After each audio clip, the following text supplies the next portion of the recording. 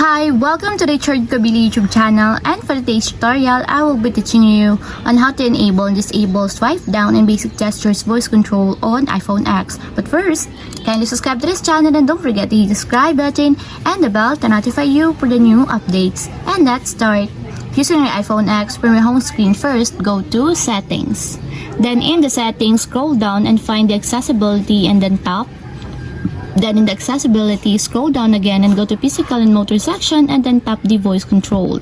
Then in this part in the voice control, go to this section and then tap the customize commands. Then after that in the customize commands, find and tap the basic gestures. And then in the basic gestures, scroll down again and then find and tap the swipe down. Then in the swipe down, as you can see that it is already enabled. But you have to activate also the switch button under the confirmation required to fully enable the swipe down in your basic gestures until it becomes green. And if you want to disable or turn off, just tap again the switch button just like this.